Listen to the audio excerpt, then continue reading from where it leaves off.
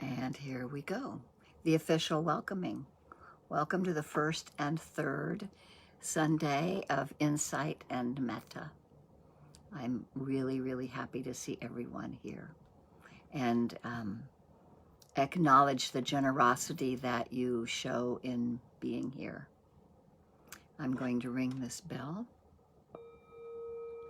and we'll just let the sound come to our ears.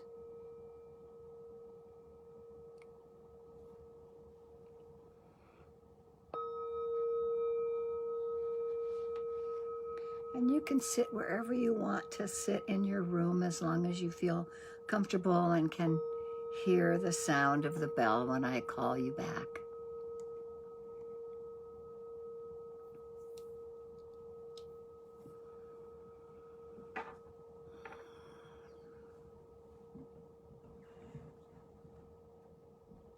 Letting ourselves begin to settle into the place where we feel comfortable to engage our hearts and minds.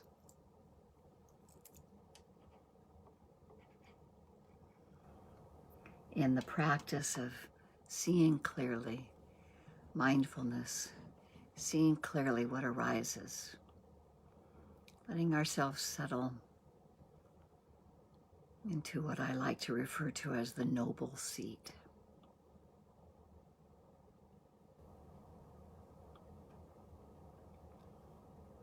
It's a noble practice that we engage in, to be willing to, as the Buddha mentioned, go against the stream.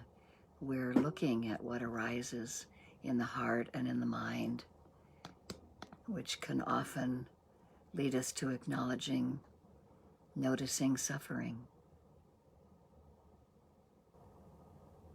And we take a few moments to pay homage to the Buddha, the Dhamma, and the Sangha. To the Buddha and other enlightened ones, lineages before him, who saw for themselves that freedom is possible. And they ignite that spark in us by showing us the example and the Buddha's willingness to teach at the request. He was a little cautious, but he decided to, because he knew that it was hard work and that it's simple but not easy. And those teachings have been handed down to us from generation to generation through lay people, nuns, and monks, various sanghas, right down to our sangha here, where we share with each other our practice. And yet we sit solitary in our seat. We have the support of the sangha and each other to carry on. And one of the easiest ways is to begin by letting the body be held kindly. Letting kindness be our starting point to ourselves.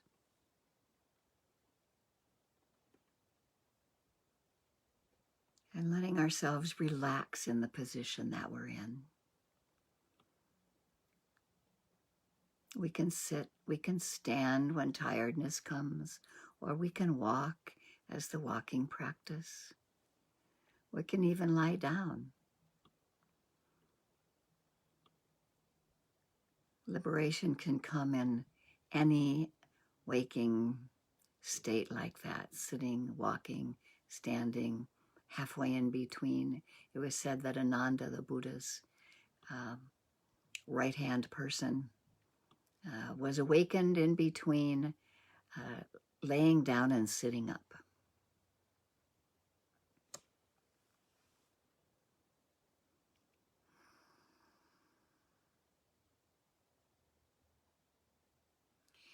And so we can relax behind the eyes and in the face and jaw, in whatever way that you like to let a gentle sweeping of the mind go through the body.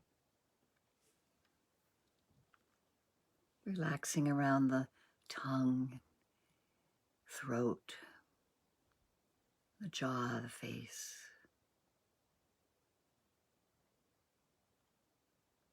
Often, as soon as we just bring our attention there, something changes.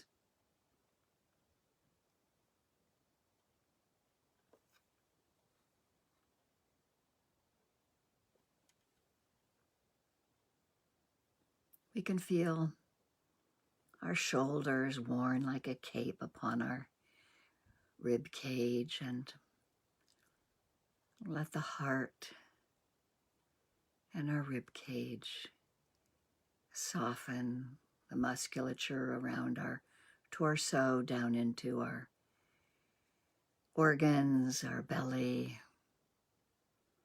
and feeling our weight sitting in the chair, letting gravity be our friend, letting gravity hold our container of the breath. We can feel our feet wherever we have them, whether we're sitting on a cushion with our legs crossed, or in a chair, or sitting on a bed with our legs stretched out, however we are, just feeling pressure of our bodies against whatever we're sitting on, or the pressure of our feet on the floor, bringing ourselves into our senses, which is the way that we perceive our entire world, is by seeing and hearing and smelling and tasting and touching, and the thought door of thinking, the mind door. We have all these places for mindfulness to be aware, for mindfulness to be the neutral purveyor of what's arising and passing.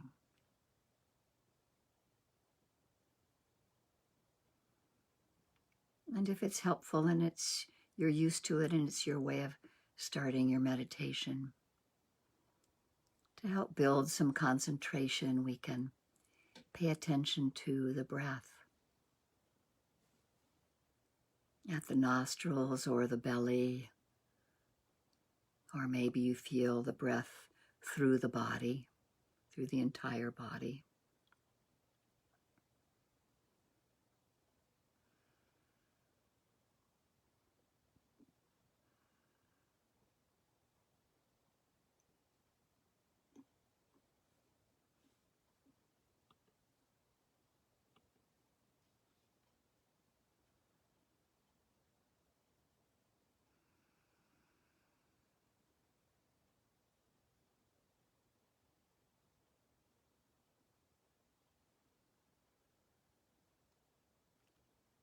Noticing if on the in-breath is short or long, whether it's heavy or light.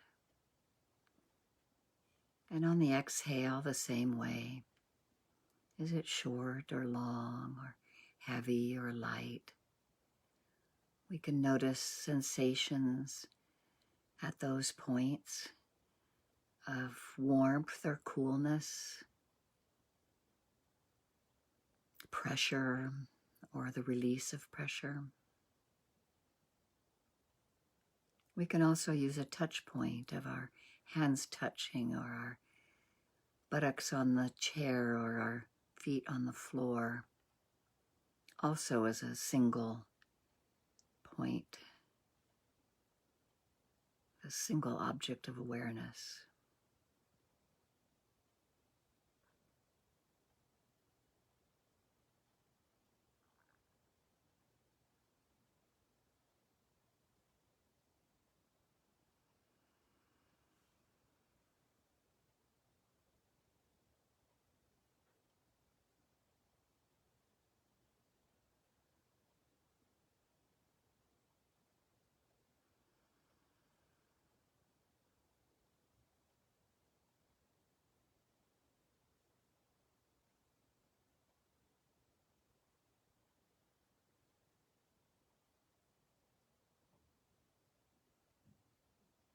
Noticing as the mind wanders, as it often does, to just bring ourselves gently to that single object, to connect with it and to sustain our connection. Mindfulness is there, awareness arises and is present with that connection of the object.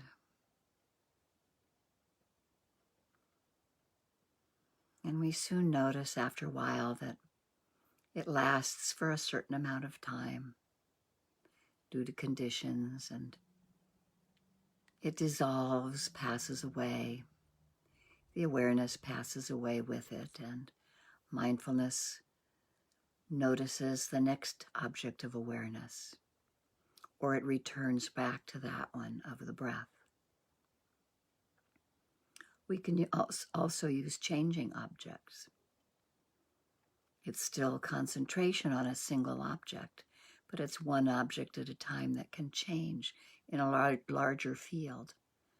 Maybe the field of hearing, touching, tasting, smelling, the thought door. We can rest in an openness and let mindfulness be present to see what object comes into view. So whatever you're comfortable with, a single object at a single place, bringing the attention back over and over, or a more spacious awareness within the whole body as a changing object. But concentration is getting developed. Mindfulness is present.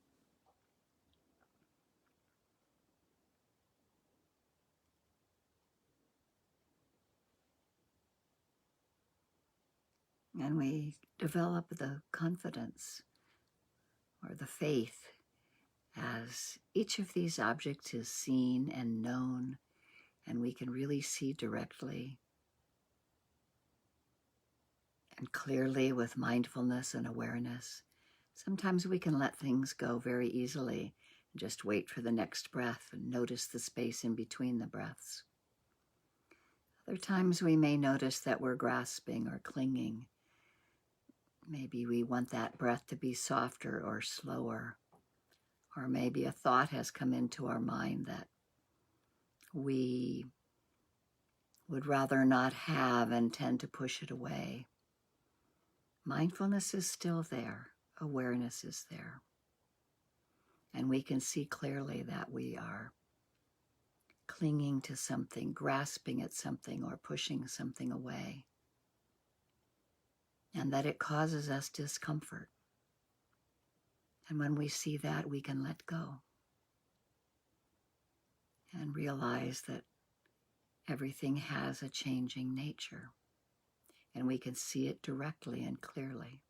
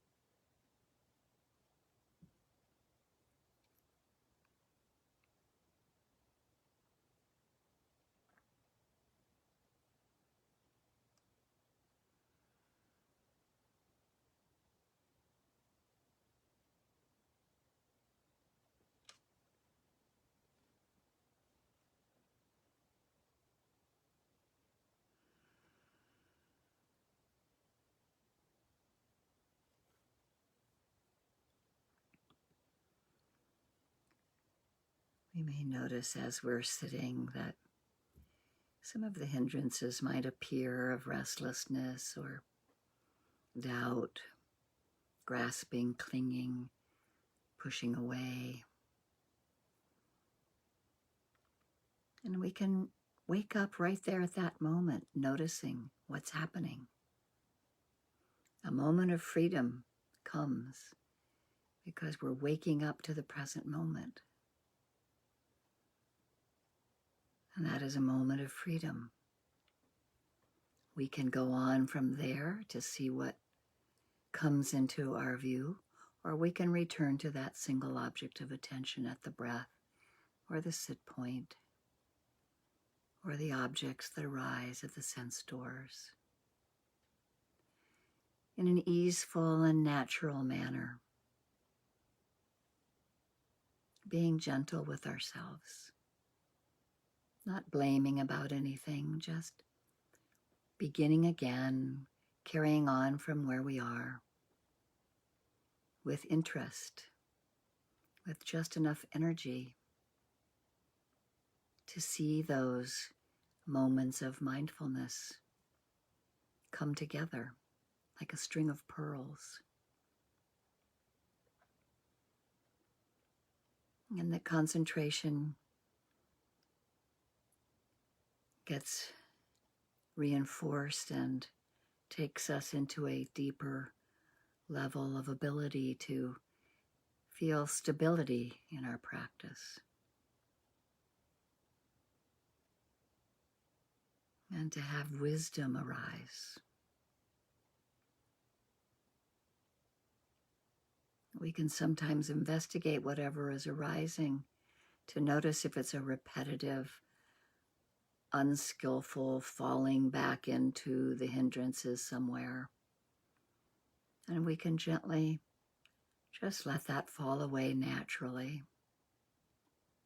and incline our hearts and minds back toward mindfulness, confidence in the practice, and just enough energy and effort to be aware and interested in what is coming to the forefront and mindfulness is showing us.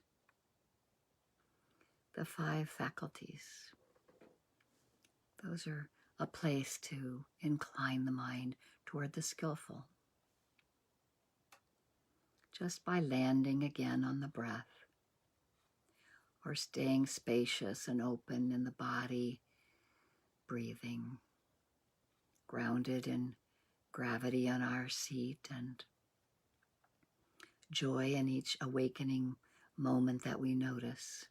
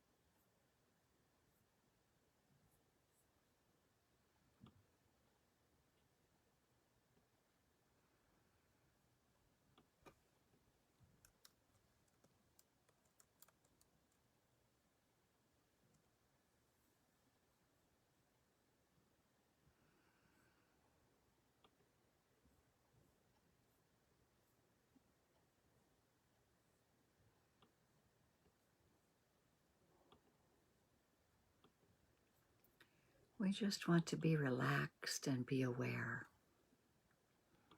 Beginning again if we don't know where we are, we're confused, or just easily, and as we notice the mind wandering, we can just gently bring it back. No shame, no blame. This is the way it is right now.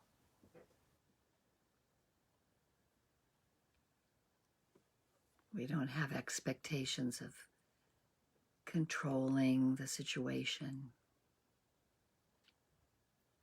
or our experience. We don't have to focus hard for concentration or to penetrate. We just encourage ourselves to observe and watch and be aware. Just pay attention. We can conserve our energy that way so that we can practice more continually, both on and off the cushion.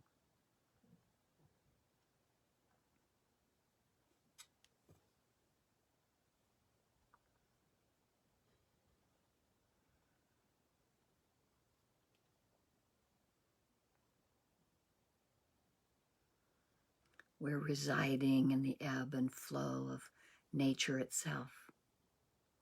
Awareness arises unprompted as mindfulness sees clearly what's happening. Awareness is present. And the innate nature of our mind is wakefulness. That place where nothing is created. There aren't conditions, there's just bare awareness. And we can have glimpses of this. If we keep our mindfulness continuous.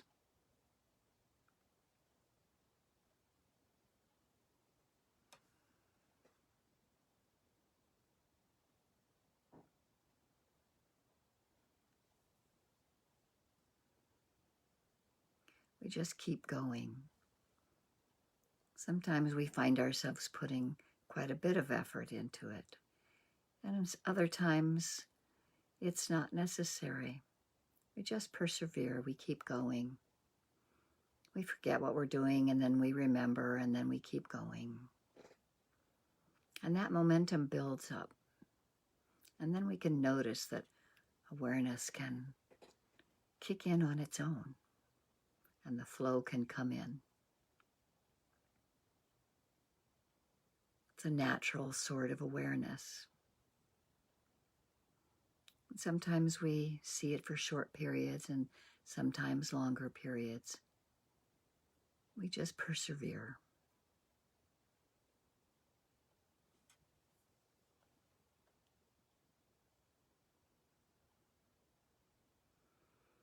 Returning again to the breath or the sit point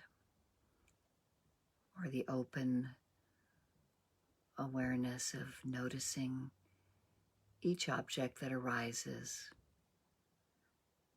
being present with it, really connecting and sustaining our attention until it's gone. And we are really noticing anicca, anatta, and dukkha, the changing nature of something. We're really knowing it. That we can't grasp or cling to it. It's not ours. It doesn't belong to us. And if we try to grasp or cling to it, there is dukkha. There is that unpleasantness. And so we continue cultivating this good quality of mind, of mindfulness and awareness. We let these qualities flourish in the mind, holding ourselves in kindness. And both the objects of our experience, the things that we're aware of, and awareness itself come together.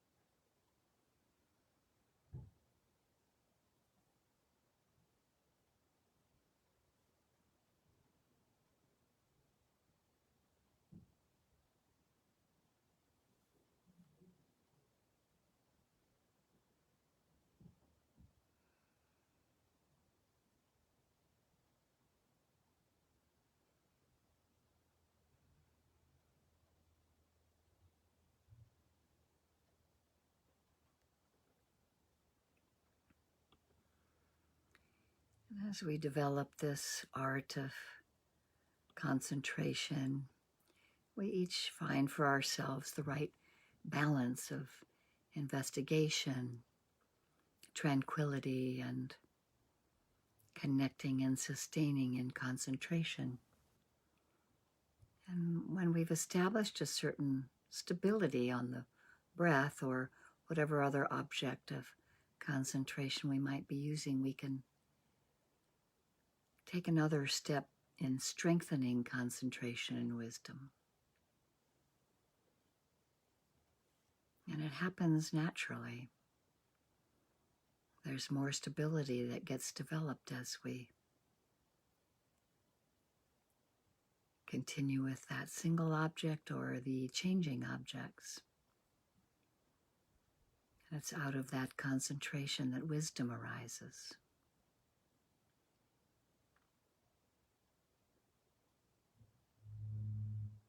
And the Buddha actually taught that continuity of mindful awareness can liberate the heart from afflictive emotions. And then it can give rise to wholesome states of mind, kindness, compassion, joy, and peace. And that's what we're cultivating.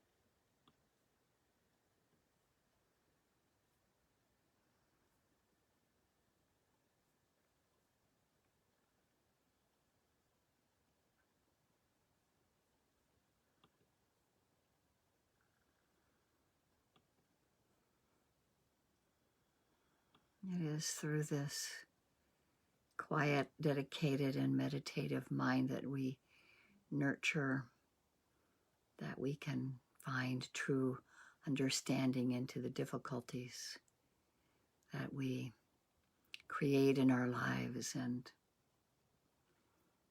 from this, we can see through the confusion and chaos that can sometimes dominate our minds. And the joy that comes from recognizing this wisdom.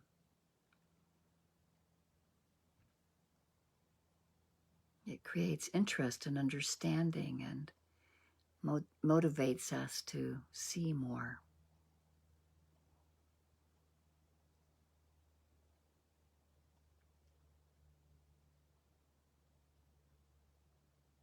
From this position of wisdom, life can become more meaningful and more stable, and happiness can flow in a more natural way. And as we let ourselves sit in this place of awareness arising naturally, holding ourselves gently, kindly, let us turn our attention toward the heart, toward kindness to ourselves and to others.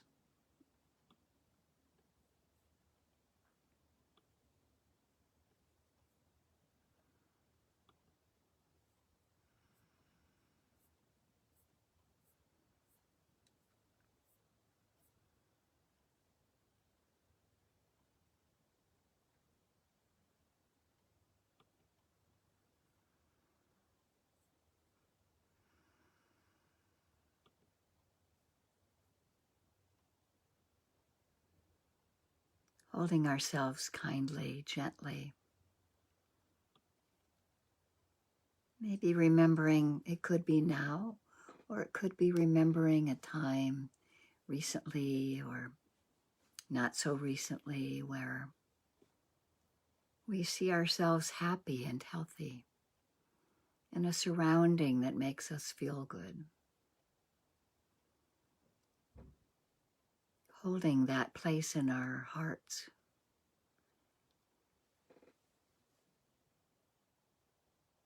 Letting ourselves abide in well-being.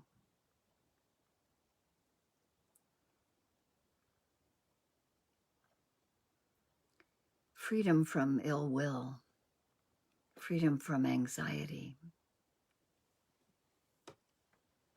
May we maintain well-being in ourselves. May I be happy and healthy, free from harm, have ease in my life.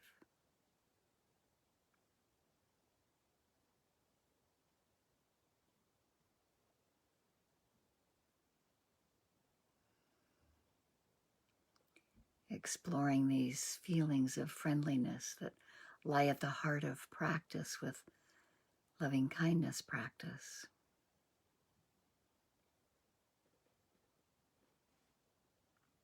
This kind wish to open the heart,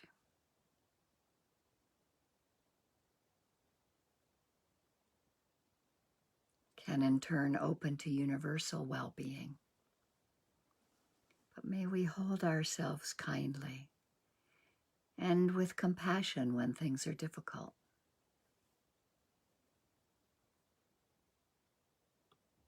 Holding ourselves gently.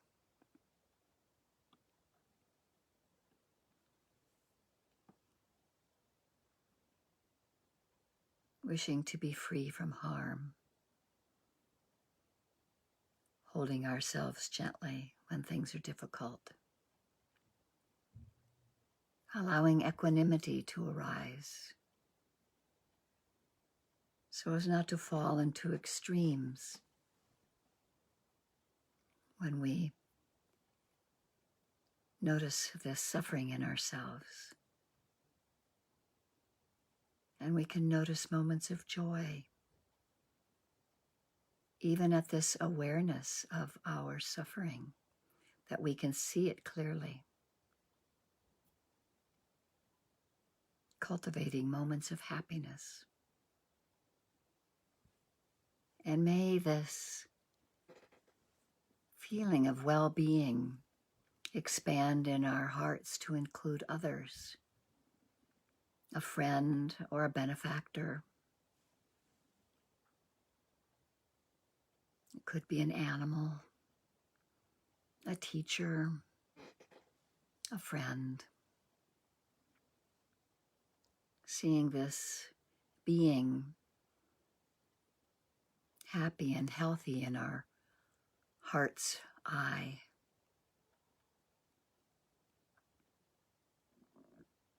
Using this concentration practice of metta, perhaps using a phrase that you have for yourself, or a sense felt place in your body that you may feel to include another person.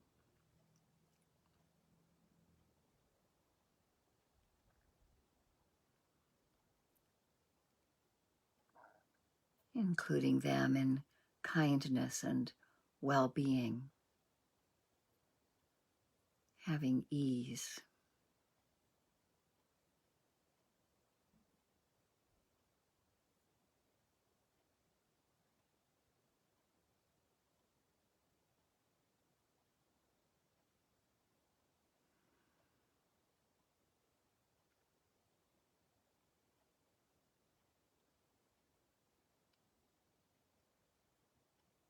Knowing also that this friend or benefactor can have difficult times. Having compassion for them in their difficult time.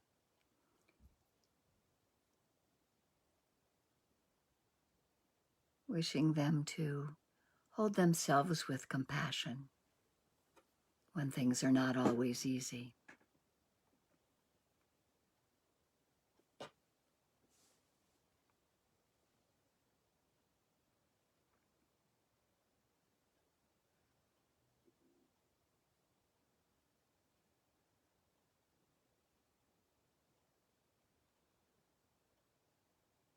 And allowing these feelings of metta and karuna, of loving kindness and compassion, flow to a neutral person or a group of neutral people. Those who may be suffering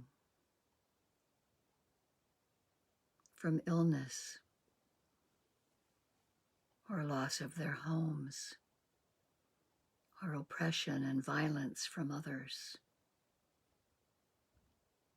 Knowing just as I wish to be happy, you also wish to be happy. Whether it's a group of neutral people or a single neutral person who helped you at the drugstore or the grocery store, or maybe the homeless person you saw recently. Choosing a neutral person or group of people and holding them in our hearts. Letting this kindness develop from ourselves and the benefactor or the friend to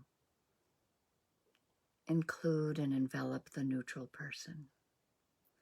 Our hearts as wide as the world.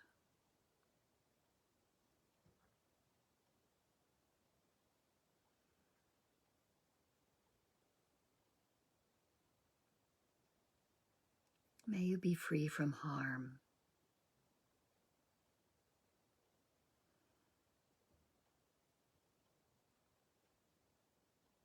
May you be free from ill will and anxiety.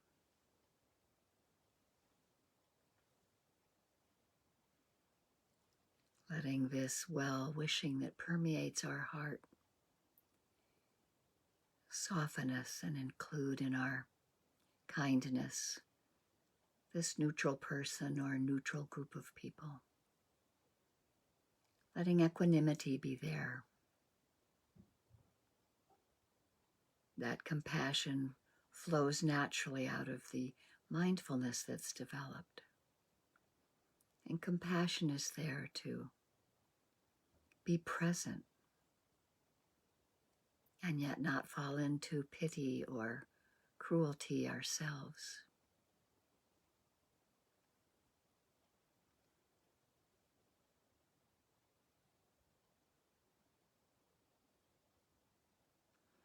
And may this neutral person or people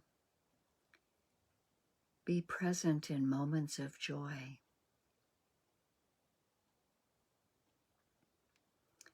when they see the smile of a loved one, or hold a cup of warm tea in their hands, or see a smile from a stranger, or have a remembrance of the past that's pleasant. May these thoughts of well-being, compassion, and equanimity and joy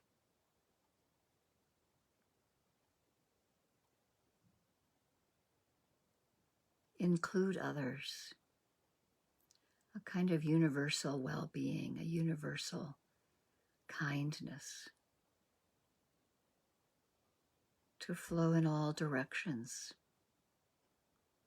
to include others in our neighborhoods, on each side of us, up and down the street, to include family members,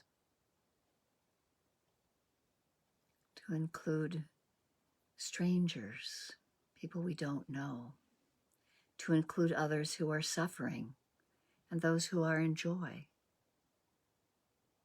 May we include beings that walk and swim and crawl and fly to the north, the east, the south, and the west, below the earth's surface. Liberated and unliberated, may all beings everywhere know happiness, have ease and well-being.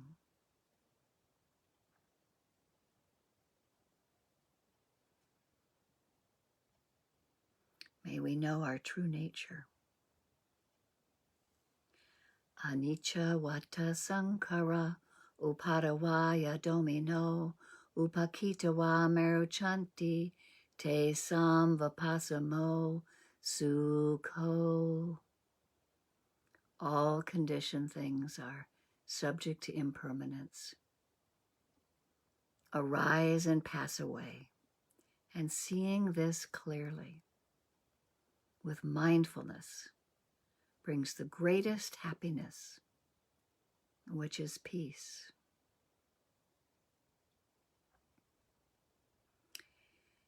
And may all beings, all sentient beings, receive benefit from our practice, from the goodness of our practice. May all beings be happy and free.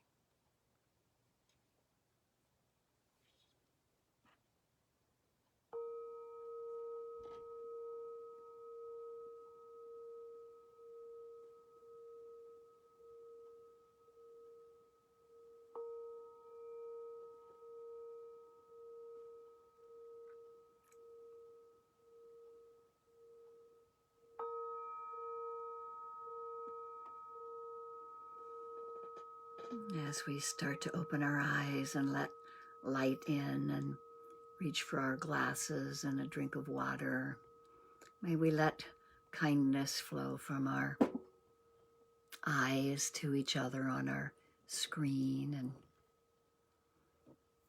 we'll just take a moment or two for a break. I'm going to go turn the heater on in my room, so I'll just come back in a couple of minutes.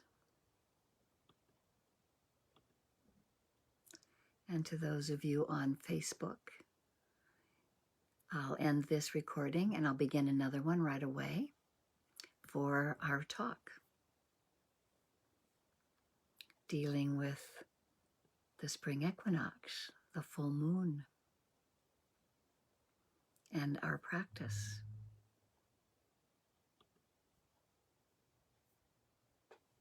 Thank you for joining.